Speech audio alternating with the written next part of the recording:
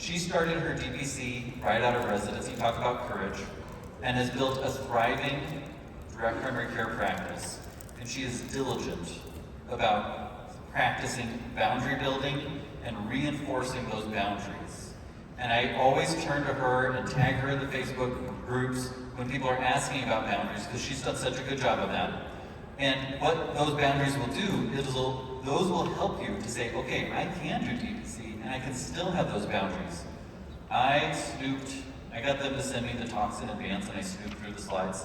And hers is full of actionable strategies that you're going to be taking a lot of notes and you're going to be taking pictures of the screen a lot. Because there's so many important actionable strategies for how to grow your DPC, how to build your DPC with those boundaries. So please everybody stand and welcome Dr. Jade Norris.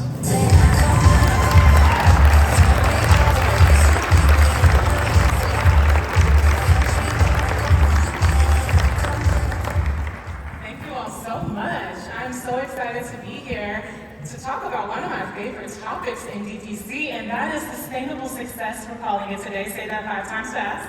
And I have the challenge of keeping you excited before lunch. So work with me, we're gonna make this a really good time. We're talking about creating balance between your DPC and your home. This is one of the questions I am asked about so much by medical students, by residents that are interested in DPC, by established attending physicians in the insurance-based system that are thinking about joining DPC and joining our amazing movement, but they're concerned about how does the balance look? How does the work-life balance look? They have your cell phone number, what does that look like? So I believe that I have really found a way that has worked so well for me and my family, and I'm excited to share some of those things with you today. Because this is about lifestyle and home life and work-life balance, I would have to start the about me by sharing a little bit about me and my family. Since Carlos and I, my husband, we just celebrated our 8-year anniversary, I thought it'd be appropriate. Thank you. We're headed to Mexico on an anniversary trip after this, so shout out to you guys for the conference. Tag on a vacation on there, but I thought I'd put my wedding picture on there. So huge support. I mean, the spouses of DPC are the real MVPs. Shout out to any DPC spouses in here. Woo! Yes, because it is a family affair. It's a big deal. And then our daughters who are the joy of my life, Ava and Aaliyah. Ava's 5, Aaliyah's almost 3, she likes to tell me. So they are amazing, and they believe that Inspired Primary Care is their business. And they ask me, how are our patients doing? And I let them know, I report. Okay, and then on the right, that's what the whole DPC doc thing looks like. I'm often in the white coat with the laptop and the cell phone and enjoying the balance between these things. To really transition into the tools that we'll talk about that have helped with balancing DPC and home life, I have to start with sharing a little bit about my journey and how the transition from residency into DPC looked. And so I always like to pay homage to baby Jade, okay? That's the one over on the right or on the left. That's at 4 years old when I first started saying, I want to be a doctor when I grow up. Everyone would ask this 4-year-old, what do you want to do when you get older? I want to be a doctor. And because I had a pediatrician at the time who had a private practice, I used to tell people, and I want my own practice, because that's what I had saw. People thought that was a cute dream, and then here comes med school, and I graduate medical school, and I'm like, yes, I'm so excited. I am going to be a doctor, and I really want to take high quality care of patients. Baby Jade still had that thought. Med school Jade still had the dream of Baby Jade, which was I'll be able to provide really high quality care. I'll be able to be the doctor that my patients know in the community that can reach me. And then came Resident Jade. Okay? She's at the top middle, and that was my first day of residency, and I was like, okay, I've matched to my #1 at Loma Linda in California. It's lifestyle and preventive focus. I'll really be able to make a difference, especially with wellness and lifestyle medicine. So here comes intern year. We get pregnant with Ava. That's very interesting, balancing that. And then 3rd year of residency, well, I'll start the 2nd year of residency is when I heard from an attending. She asked me, what do you want to do after training? And I told her the dream of Baby Jade. I want to be able to take care of my patients, be accessible, all the things that she was not experiencing as an attending. And she said, well, maybe you're interested in something called direct primary care. I had never heard of that. I began researching it, began attending the conferences. At the time, it was the pandemic, so I attended them virtually on night shifts while my co-residents are sleeping. And I learned everything there was to learn about direct primary care. Shared it with my husband, Carlos, and I said, can we do this straight from residency? Can I skip the whole contract physician thing? And over time, he said, let's do it. I think it's a great fit for our family. Third year of residency, we're pregnant with Aaliyah. I graduate 8 months pregnant. We have the baby. We have the baby. I have the baby. All right, and then 8 weeks later, we open the doors to Inspire Primary Care. So at the top, there's me with the scissors at our ribbon cutting, and Carlos is holding our 8-week-old Aaliyah, and our 2-year-old at the time, Ava, is running around. And what everyone sees now today on the right is Dr. Jade on socials, right? Where it's like, wow, you look like you're really enjoying being a doctor and balancing your life. And the things I'll share next is what has helped this actually to be a reality, and that baby Jade's dream is now come true. So, DPC has given me several things, okay? DPC has given me joy. DPC has given me autonomy. It's given me balance, and I'm able to prioritize my wellness, which is very important to me. It's given me convenience and freedom and flexibility. So how? So I'm gonna go over 10 tips for creating the DPC practice that you love. Here we go. So number 1 is verbalizing your values. And this may seem like, okay, well, that doesn't really tell me how to balance DPC, but this is the foundation. We're gonna start with the foundation and then we're gonna build from there. Verbalizing what you value, and I'm sharing my top 3 values and yours may be completely different. But what do you value? Because from there, we'll be able to craft our direct primary care around those values. So for me, my time with God is the number 1 thing that's most important to me. If I'm not spending time with God, I'm not my best self. So that's one of my top values. Number 2 is my self-care. I'm one of these crazy docs that thinks it's important to pour into themselves and then serve others from the overflow. So prioritizing my self-care is really important to me. And then my 3rd value is time with my family. If I'm not spending quality time with Carlos and Ava and Aaliyah and the rest of my family, we're a tight-knit family that you see in the picture, then I'm also not my best self. So that's first thing. Number 2 is what is your why? Now, every now and then I'm gonna make this a little interactive, okay? So raise your hand, have you read the book Start With Why? Has anyone read it? Okay, yeah, I see several hands out there. When I first joined or told people that I wanted to start my entrepreneurship journey and do DPC, several people that were in entrepreneurship told me, oh, you gotta read the book Start With Why by Simon Sinek. And I'm so glad that I did, because it really also laid a groundwork foundation of, why are you doing this? Why aren't you just going to get the employed position? And the why is important as we open the practice and grow the practice, because I have to refer back to the why when there are hard days, because although there's many rainbows and butterflies in DPC, there are hard days. So my why in Inspire Primary Care and in DPC is providing quality healthcare to our members and helping my patients transition to a healthier lifestyle, a healthier weight, helping them to prevent and reverse chronic disease.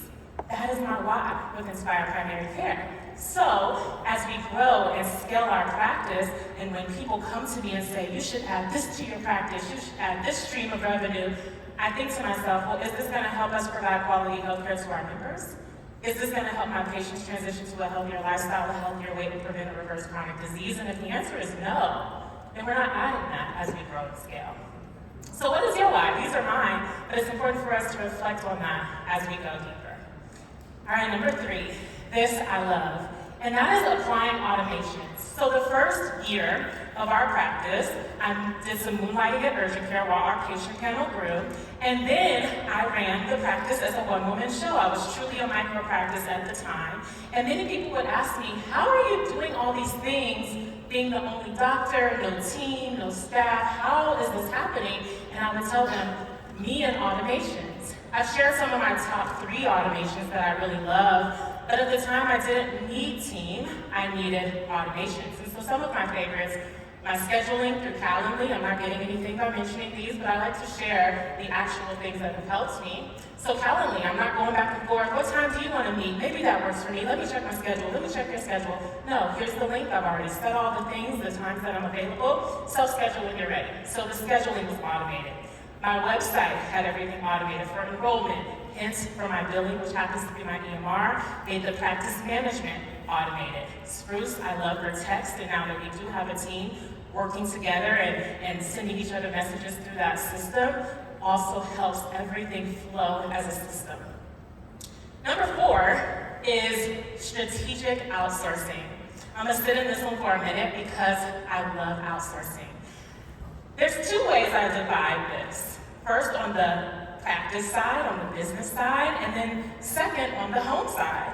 So let's talk about the practice side first. When it comes to outsourcing, there are certain aspects, and with this whole outsourcing idea, is what things do I need to be 5-star, set, ready to go, top tier, but I don't necessarily want to be the one who does it. I'm going to pay somebody else who is an expert in that, and that's their zone of genius, to do that for me, okay? So, the things I outsource for the practice, one, I talked about my website.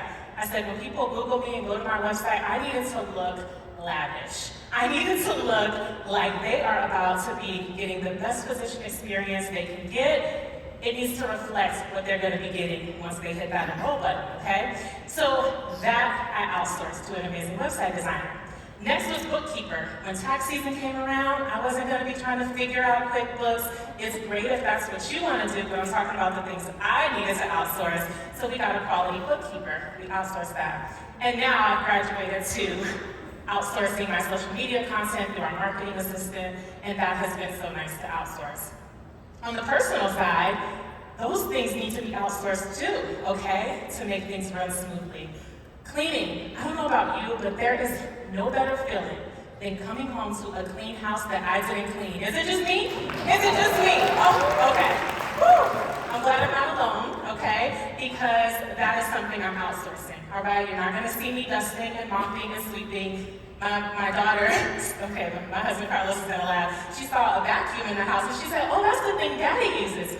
Because I'm not doing it, but I need my house to be spick and span, okay? We're outsourcing that. The next thing is meal planning.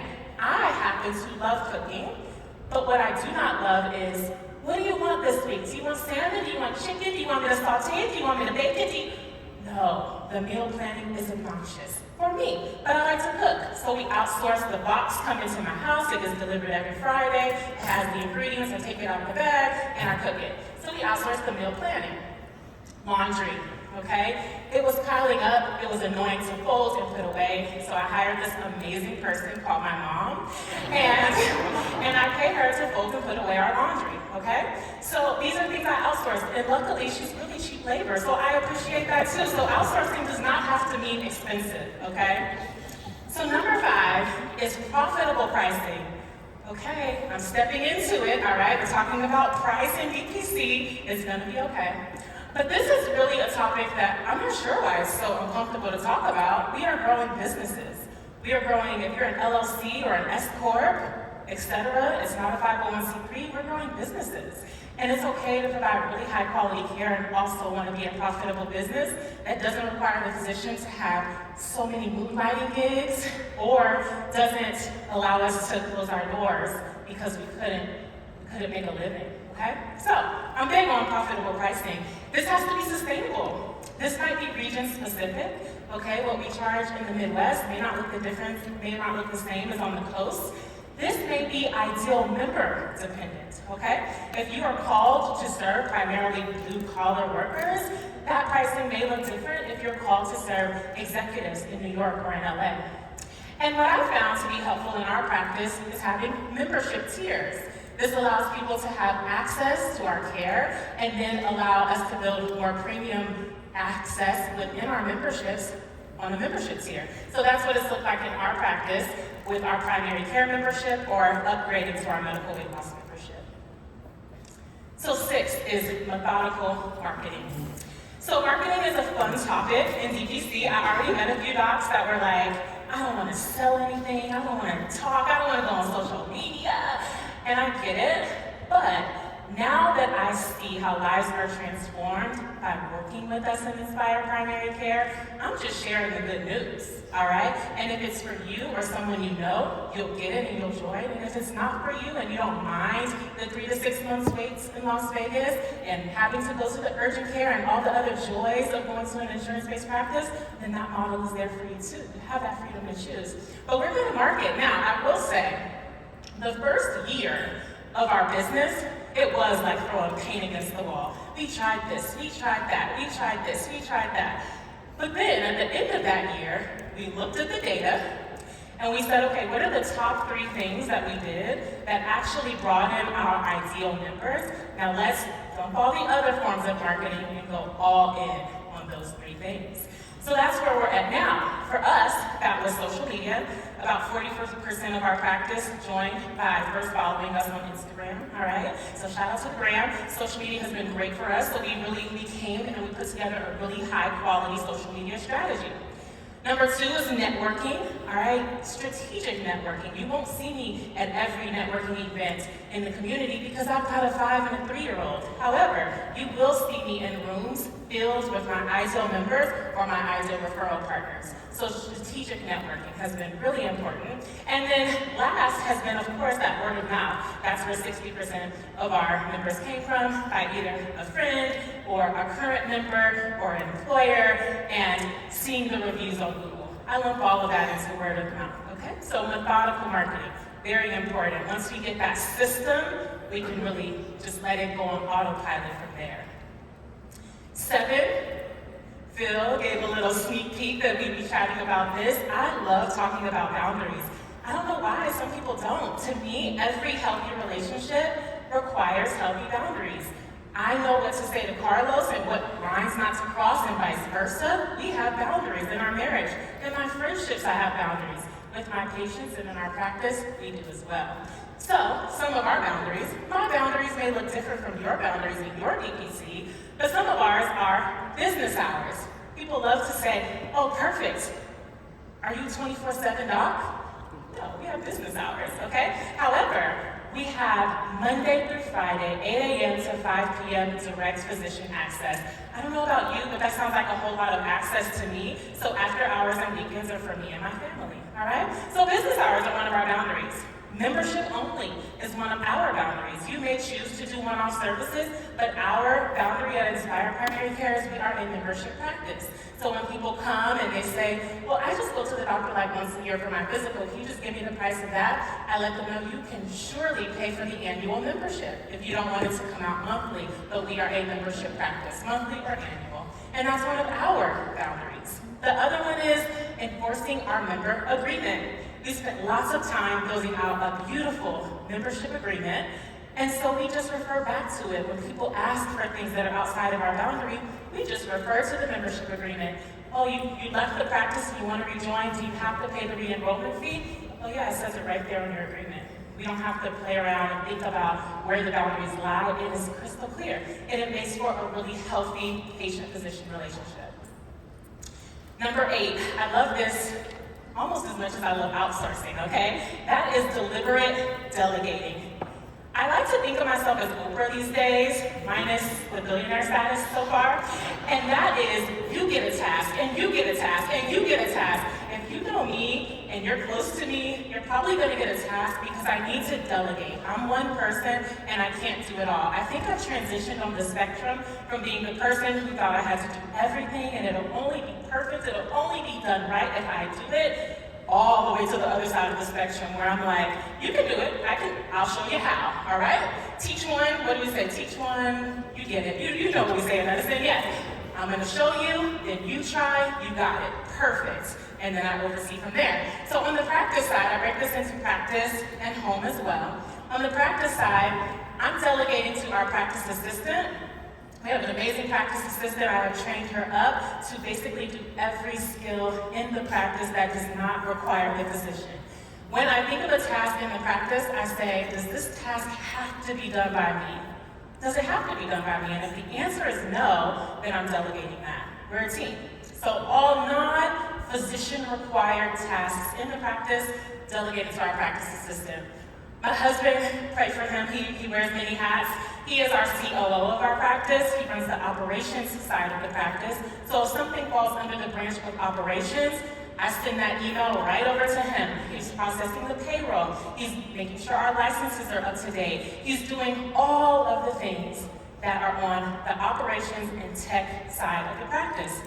Delegate that right over there. And then we have our content assisting. I told you the marketing branch was so important, and it became a part-time job to keep up with all the marketing, so we were able to bring onto the team a really high-quality content assisting. So all of the posting and the graphics and the marketing, that's over there in our marketing assistant, all right?